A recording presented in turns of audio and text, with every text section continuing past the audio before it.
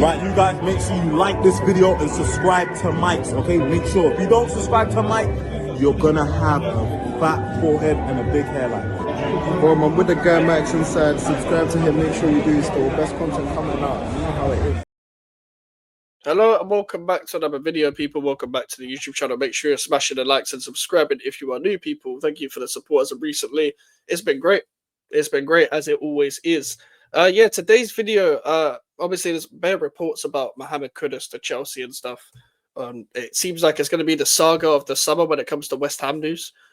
This sale, I think I've been saying for about a year now that last season would be Kudus' last season.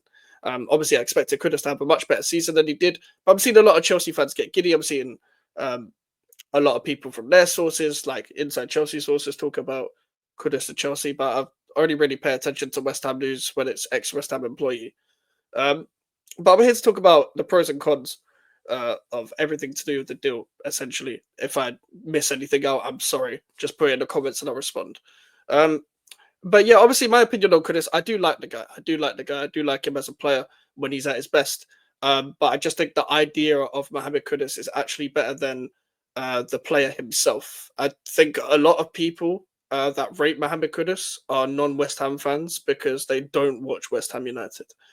My whole thing is that I think we're waiting on someone to become something where it's become to that part of his age where he's too late. Like, I've been saying this to a couple of Chelsea fans before. Like, he plays like he's a youth player, but he's like pushing 26 or something like that. He's in his mid-20s, getting to his late 20s, where we expect you to be in some form of your prime. Now, I don't think it's fair on him in terms of you're at West Ham United, so it was definitely not the best move for your career to be playing under the managers that you've played under.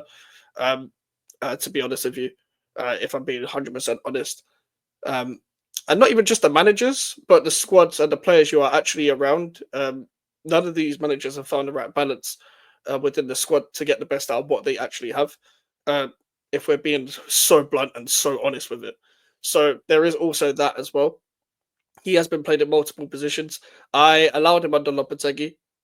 The reason why I allowed him under Lopetegui is because I know what he can be on his best compared to I know what manager was managing him at the time. And everyone knows what I made of Lopetegui. It says below my name, survived Lopetegui. But we just about survived Lopetegui. I know it's not great under Potter right now, but this man had a pre-season and did what he did. I would never ever forgive the guy. I'm his biggest hater. I hope he fails at Qatar.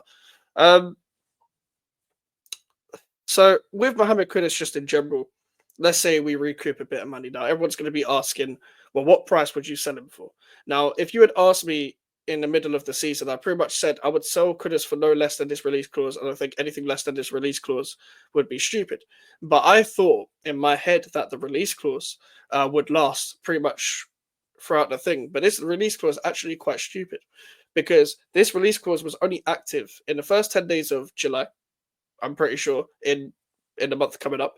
But also last year, it was only active in June if people wanted to pay that straight away, and nobody was going to pay that straight away based off one season, even though a lot of players do now move for high prices due to the one season they've had in the Premier League, especially. That does happen a lot. Like, your stocks aren't really based on anything anymore, to be fair.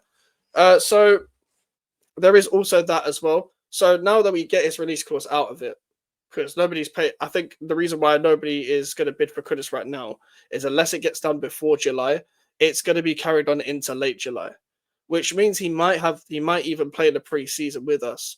But because he's linked with Chelsea, Chelsea are probably one of the more like active clubs where they don't really play around when it comes to paying for a player. From what I see from a neutral angle, in terms of when you see teams go for players, you see bare reports, days dragging on, and you'll see, okay, with their advanced talks, they're still talking, like an Arsenal and Manchester United, etc. Even though Manchester United did get the Cunha deal get done quite quick. But with Chelsea, you will know whether they've made a decision or not on a player. The saga, I feel like, as of late, hasn't really dragged on as much as I see for other teams, for example. So Chelsea will probably make the decision quite soon. Maybe. But then again, because of the circumstances of Kudus' release clause, they probably want to target all possibilities of getting other attackers in. I don't think Kudus works for Chelsea, me personally, because I think this guy. Well, something I was wrong about in the past is that this guy is better on transition than he is in possession. I had hope for him in a more possession-based side. Have we been able to see that potential at West Ham? Not particularly. We haven't had a proper structure where we've seen our team in a proper like possession-based system. But at the same time, when we have been in possession, we've seen the circumstances that Mohamed Kudus has been in, and he's wasted the ball many times, takes too many touches on the ball. It's not really completely balanced when he shoots. When he has to think about it, he doesn't really shoot properly. Um, he is good at passing into space on the flanks and stuff. But let's say Chelsea wanted to sign him for the right wing. I don't think he's a Maresca type winger, to be honest with you, with his style of dribbling and his actual ability to get a shot off or create a cross, etc. At times, he can have a really good final ball, and maybe Maresca's coaching will get more out of him. He'll definitely look like a better player at Chelsea than he will at West Ham due to the better coaching and the better squad. However, I don't think he's the winger that's going to be the level raiser for them. I don't think he's a complete upgrade on what they have, especially down the right hand side. In terms of natural ability, we all know what this guy's like. We all know what he's capable of. But you've seen that his best games are when he's running into space. He actually pissed me off in the Chelsea match. But against Arsenal, that was his best performance away from home when we won 1-0. When we beat Manchester United, played really well in that. When I watched the game back against Liverpool, he was really good. These are games where we had a lot of space and we ran into a lot of space in possession. So those are usually where he benefits the most. But it's when the team and defense regroups. Does he want to release the ball? His head is usually looking down. He's not really looking up enough. To be completely honest with you, he takes too many touches before he's about to pass or shoot. And usually when he is about to pass or shoot, when it's the final pass, especially in the final third, he would usually misplace the pass. So that is just me. That is the negative of the player that Chelsea would be getting, in my opinion. In terms of selling Kudus to Chelsea, what does that bring to us? Which is the point of the video. I'm sorry it took so long to get into this part. The pro is that you'd like to think whatever money we do get would be enough to invest back into the squad, especially if it's 65 above, in my opinion. If it's above 65, I wouldn't necessarily be delighted because despite the fact that cool, I've just said all of that about the negatives about him as a player. It's not necessarily what I think. It's about the stock of Mohamed Kudus. The name still carries weight because people don't watch West Ham United. Therefore, West Ham United can finesse anyone to think that this guy is still what he was like a season ago when we were playing on a transition and stuff. So no matter what I think, this guy's always going to go for big money because he's always been a big name in terms of what he can be in potential wise. Same way like Rashford will go for a decent price. Same way, I don't know. There's another example like Garnacho will go for a big price. He's a name, but Garnacho is a shocking player. Funny enough, I've seen people say that we're interested in Garnacho. I don't know what the sources are, nor would I pay attention to that stuff. Nor would Garnacho's ego would bring himself to move to a club like West Ham United, which I'm internally grateful for because I do not want to be doing business with Manchester United because Wan-Bissaka was a gem, but Wan-Bissaka is one of the few Manchester United players that doesn't have an ego. But with going back to Chelsea and the whole Kudus thing, that's kind of brings my point back to Kudus. Is despite the fact that you can play shit for not a whole season, but you know what I mean, for most of the season, and you can still go for a high price because of your name rather than what your football ability actually is. Because everything comes into it now, whether it's the PR, it's the internet, etc. So that's the pros. I would say the cons is that we're making another mistake of selling another player that has high potential or whatever to another London club that could eventually dunk on us, whether you care about that shit or not. From a tribalism perspective, I'm not going to like it for a West Ham player moving to Chelsea once again. But it's not exactly like another Frank Lampard reincarnated or whatever. When I was growing up, Frank Lampard was already at Chelsea, so I didn't have to go through that stage really.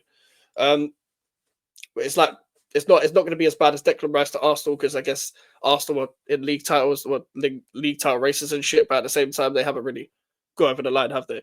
So then again, this might be worse because maybe Kudus can contribute to a major title for them or whatever. Maybe Chelsea are in a league title race next year if they move correct, but I'm not too sure that's going to happen in my opinion. But I do think they could maybe put on a mini title challenge like they did this season and maybe carry that on. But we'll see what they're like next season. It also just depends on the other players they sign as well. So with Mohamed Kudus, I think that's the main pro and con for me. The other con for me is from a West Ham perspective. That means we need another number 10. It's another position we need to address. And regardless of what you think of Mohamed Kudus, it's going to be a blow regardless, due to the fact that despite our squad not being that bad, he's still one of the better players in our squad. He's not like a virus in the squad. He's not a virus on the team. Like, there's a lot of people I would get rid of before Mohamed Kudus. But the guy doesn't want to be here. So as a pro on getting rid of a player that doesn't want to be here, I completely understand why he doesn't want to be here, by the way. I wouldn't want to be at West Ham either. I completely understand. The fact that Wan-Bissaka and Bowen aren't pushing to leave, we should be grateful and we should be relieved and we should be thanking them. Not that any player is bigger than the club, but it's more for the fact that what they did for us last season, we would be 20th without them. So I'm afraid a lot of good players are going to leave West Ham eventually if we don't do well this season. Like, if we don't do well this season and Wan-Bissaka has another good season, I can see him leaving. Same with Jared Bowen. Well, not Jared Bowen really, because he's going to be on 5 years.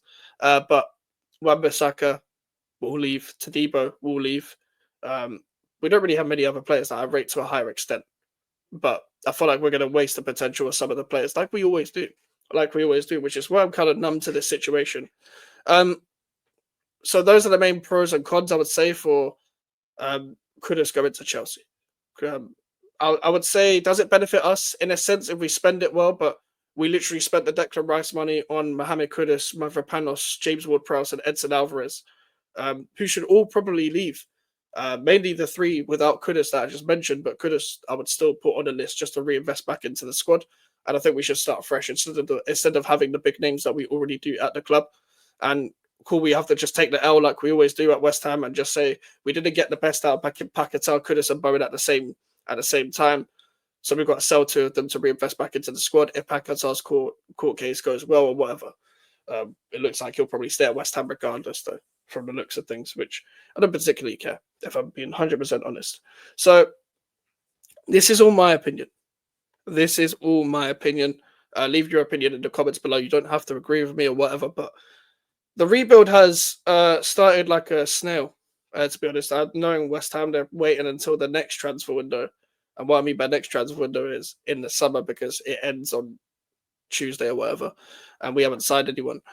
West Ham needed to sign someone this week for them to have a great start to the rebuild, in my opinion.